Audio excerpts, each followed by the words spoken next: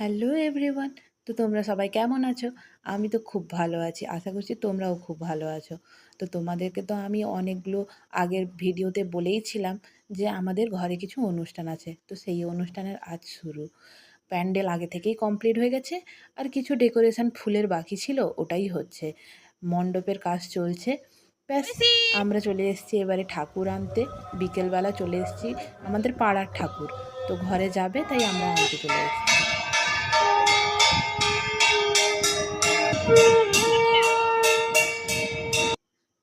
তো ঘরে তো ঠাকুর চলে এসছেন। এবারে মা বরণ করে নিচ্ছে। ঠাকুরকে ঘরে তোলার জন্য যা যা নিয়মকানুন আছে ওগুলো করে নিচ্ছে। বরণ করে মা প্রণাম টনাম করে নিল। এবারে ঠাকুর বসবে গিয়ে আমাদের ঘরে, কারণ মণ্ডপের এখনও ফুলের কিছু সাজসজ্জা বাকি ছিল, তাই ঠাকুর গিয়ে বসছেন ঘরের ভিতরে। ব্যাস এবারে আমাদের ঘরে ছিল 3 দিনের অনুষ্ঠান ছিল। প্রথম দিন ঘটোত্তোলন ছিল আর গীতা পাঠ ছিল। তো আজকে তো ঠাকুর এসছেন, এবারে ঘটোত্তোলন হবে সন্ধ্যার দিকে, তারপরে হবে গীতা পাঠ। তাই ভোগের রান্নাও, ঠাকুর এসছেন যখন তখন ভোগ তো নিবেদন করতেই হবে। তাই ভোগের রান্না শুরু হয়ে গেছে। এই যে এখানে সবজি কাটাকাটি চলছে। এই ছিল আমাদের ফুলের ডেকোরেশন।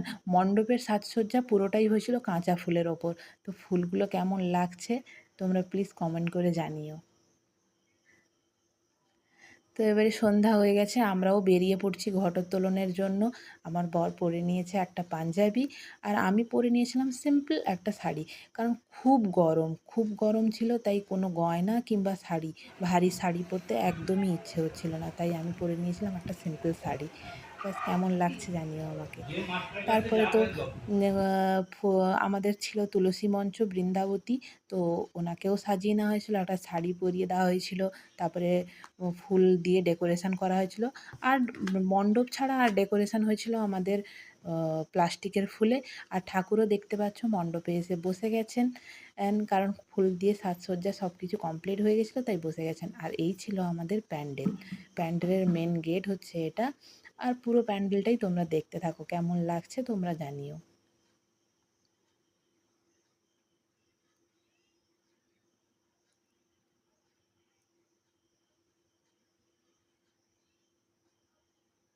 অনেক লাইট দিয়ে সাজানো হয়েছিল আর ফুল তো ছিলই। আমার তো খুব ভালো লেগেছে প্যান্ডেলটা। প্যান্ডেলের ডেকোরেশনটা আমার তো খুবই ভালো লেগেছে।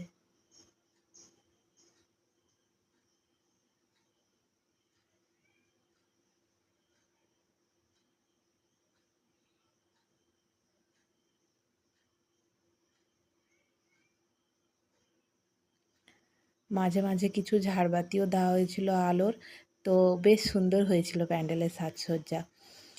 আর দেখতেই পাচ্ছ এখানে তো ঘর তুলতে যাওয়ার আগের প্রিপারেশান চলছে, সব কিছু গুছিয়ে নেওয়া হচ্ছে। কোথাও কিছু লাগবে কি না লাগবে ওইগুলোই সব কিছু গুছিয়ে নেওয়া হচ্ছিল। আর ওরই মাঝখানে আমি একটু ভিডিও করে নিয়েছিলাম, কারণ ঘরে অনুষ্ঠান থাকলে সত্যি কথা প্রচুর ব্যস্ত থাকতে হয়। কাজে এত কাজ থাকে যে অন্য কিছুর পিছনে সময় দেওয়ার মতন সময় থাকে না। তাই আমি ওইটুকু সময় পেয়েছিলাম, তার মধ্যেই একটু ভিডিও করে নিয়েছিলাম।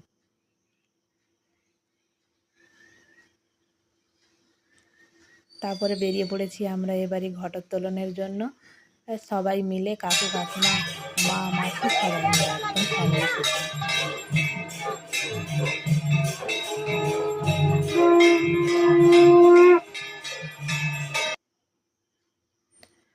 দেখতেই পাচ্ছ কতজন এসছি আমরা ঘটোত্তোলনের জন্য। তো এখানে পুরোহিত ছিলেন, ঠাকুরমশাই ছিলেন। তো মাকে বলে বলে দিচ্ছিলেন, মা কাকিমা দুজনই ছিল। সংকল্প হয়েছিল তো ওদেরকে বলে বলে দিচ্ছেন যে কি করতে হবে কি না করতে হবে। ব্যাস ঘটোত্তোলন তো হয়েই গেছে, ওখানে পুজো অর্চনা, ঘট তোলাও হয়ে গেছে। এবারই আসা হবে ঘরে। তো ঘরে আসার সময় বেশ আনন্দ হয়েছিল। আর দেখতেই পাচ্ছ মা আর কাকিমাকে দুজন মাথায় ধুনুচি নিয়েছে। আর গোটা রাস্তাটাই বেশ আমরা এসছি আনন্দ করে করে। প্রচুর বাজি ফাটানো হয়েছে, প্রচুর আনন্দ হয়েছে।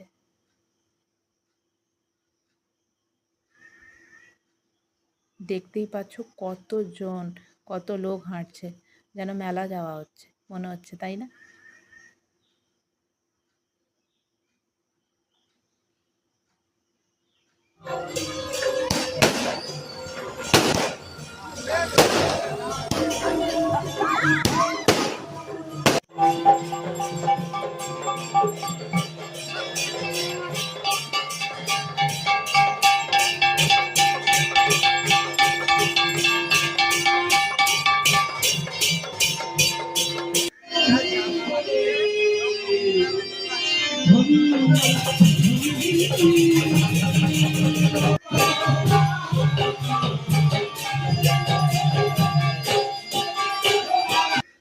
ঘট তুলে বাড়ি ফিরে এসে মারা তো বসে পড়লো ঠাকুরের কাছে। ঠাকুরের ভোগ নিবেদনও হয়ে গেল। এবারে ছিল গীতা পাঠ। গীতা পাঠও শুরু হয়ে গেছে আর আমরাও তো ভোগ টোগ খেয়ে নিয়েছি। ব্যাস প্রথম দিনের অনুষ্ঠান তোমাদের কেমন লাগলো জানিও। আরও 2 দিনের কিছু ভালো ভালো মুহূর্ত নিয়ে আবার পরের ভিডিওতে দেখা হবে। বাই।